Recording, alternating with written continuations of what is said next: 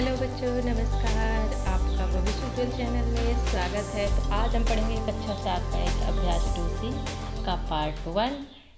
तो कल हमने अभ्यास 2B का पार्ट 2 पढ़ा था। आज हम पढ़ेंगे अभ्यास 2C का पार्ट 1। तो प्रश्न नंबर पहला है 12 गुणे 12 गुणे 12 गुणे 12 गुणे 12 को घात के रूप में लिखिए। यानी इस संख्या को इस तरह से लिख दिया गया है, इसे घात के रूप में लिखना है हमें। तो घात का मतलब आप तो समझते होंगे, यानी आधार के ऊपर जो संख्या लिखी जाती है उसे हम घात कहते हैं। आधार भी समझते होंगे, यानी 12 क्या है? आधार है। तो जब हम हल करेंगे तो क्या लिख सकते हैं? 12 लिखेंगे और पूरे गिन लेंगे। 1 2 3 4 5 6। यहाँ पर कितने हैं? 6 12 है। 1 2 3 4 5 6। तो यहाँ पर 12 की घात क्या लिख देंगे? 6। तो यही हो जाएगा क्या? आंसर। यही हमें हल करना था। इसी प्रकार से प्रश्न नंबर 2 है। प्रश्न नंबर 2 है 15,625 को आधार 5। अब यहाँ पर समझिएगा, क्या आधार 5, आधार 25 और आधार 125 के घातीय संकेतनों में व्यक्त कीजिए। यानी एक बार हम आधार 5 मानेंगे, दूसरी बार आधार 25 मानकर घात के रूप में लिखेंगे, और तीसरी बार हम 125 को आधार मानकर जो आएगा उसे हम घात के रूप में लिखेंगे। तो इस सवाल को आप लोग समझिएगा, बहुत ही अच्छा सवाल है।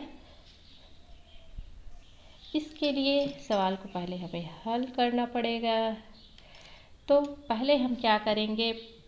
15,625 का निकालेंगे क्या? अभाज्य गुणनखंड। तो बच्चों, आपको अभाज्य गुणनखंड निकालना आता होगा, यानी एलसीएम। तो हमने कई बार बता भी चुका है, और इन सारी वीडियोस, पिछली वाली वीडियोस की हम लिंक जो है डिस्क्रिप्शन बॉक्स में दे देंगे, वहाँ पर जाकर आप उन वीडियो को देख सकते हो। तो आइए काटते हैं संख्या को। तो 5 से ही कटेगी। 5 से कितनी बार में कटेगी? यानी 3,125 बार में ये संख्या 5 से कटेगी। अब इसको फिर से हम 5 से काटेंगे, तो ये कितने बार में कटेंगे? तो ये कटेगी संख्या 625 बार में। अब फिर से ये संख्या 5 से ही कटेगी, तो कितनी बार में कटेगी? यानी 125 बार में ये संख्या कटेगी 5 से। अब फिर से इस संख्या को हम 5 से काटेंगे, तो ये कितनी बार में कटेगा? यानी 25 बार में कटेगा।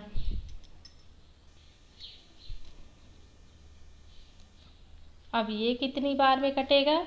5 बार में। और अब ये कितनी बार में? 5 कितनी बार में कटेगा? 1 बार में। तो ये हम कर दिया अभाज्य गुणनखंड। अब इन संख्याओं को हम गुणे के रूप में लिख सकते हैं। तो क्या लिख सकते हैं? 5 गुणे 5 कितने 5 है? 1 2 3 4 5 6। 6 5 है। तो 5 गुणे 5 गुणे 5 गुणे 5 गुणे 5। तो ये हम यहाँ पर लिख लिए हैं। अब क्या कह रहा है? आधार 5 बार मानकर एक बार लिखना है।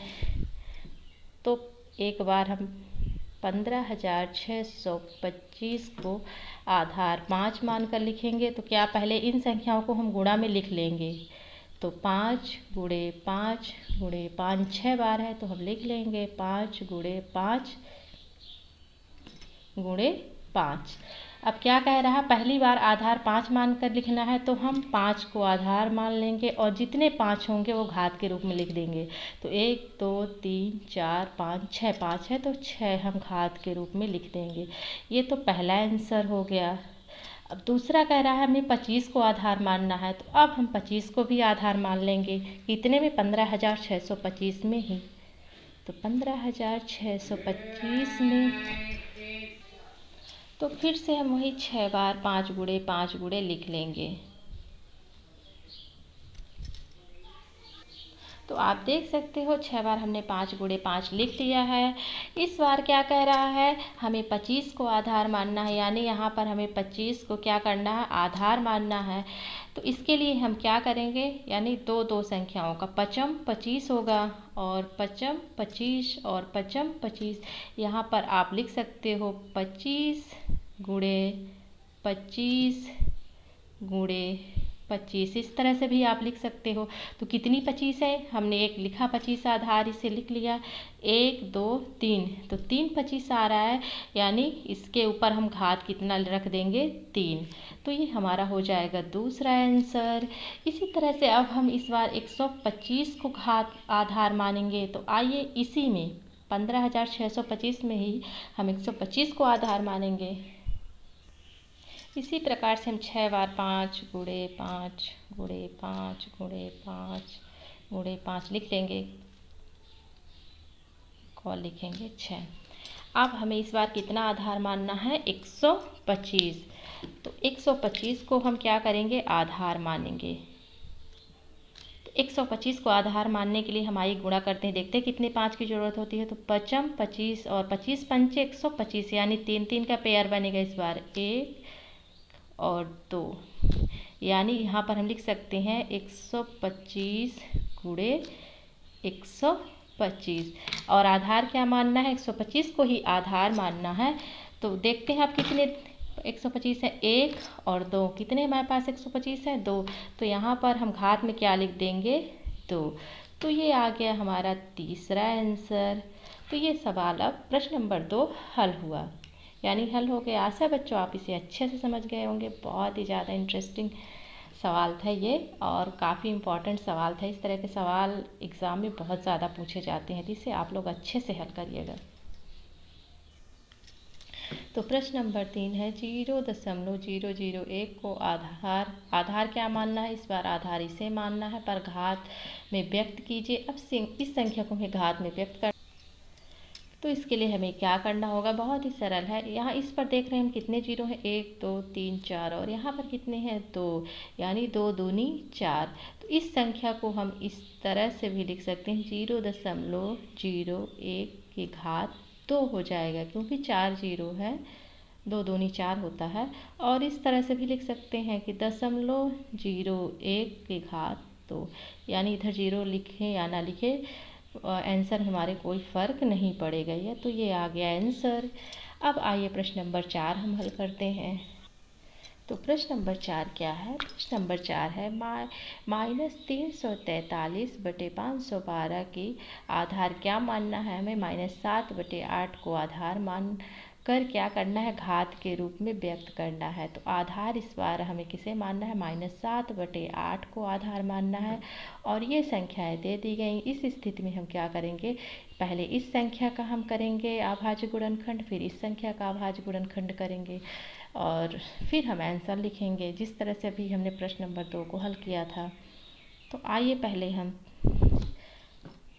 -300 इसका निकालते हैं अभाज्य गुणनखंड। तो ये संख्या आप देख रहे हो, तो ये संख्या कटेगी किससे, 7 से। तो हो जाए कितनी बार में कटने वाली है, 49 बार में। फिर से ये 7 7 यानी 7 बार में कटेगा, फिर 7 कितने में, 1 बार में कटेगा। तो इस संख्या को हम क्या लिख सकते हैं, 7 गुणे 7, यानी माइनस है तो माइनस भी हम लगाते जाएंगे, -7 कितनी बार है, 1 2 3 बार। तो 1 2 3 बार हम लिख लिए। अब हम क्या करेंगे, 512 का भी क्या करेंगे, अभाज्य गुणनखंड ज्ञात करेंगे 512 का। तो देख सकते हो कितनी बार में जाएगा,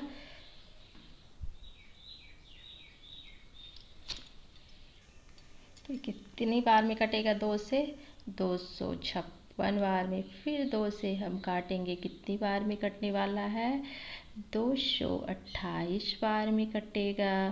फिर 2 से काटेंगे, अब कितनी बार में कटेगा, ये कटेगा कि 64 बार में। फिर 2 से काटेंगे तो हो जाएगा 2 तिहाई 6 और हो जाएगा 2 दूनी 4 यानी 32 बार में। फिर 2 से काटेंगे तो हो जाएगा 2 का 2 और 2 छक्का 12 यानी 16 बार में। फिर से 2 से काटेंगे तो क्या हो जाएगा 2 अठे 16।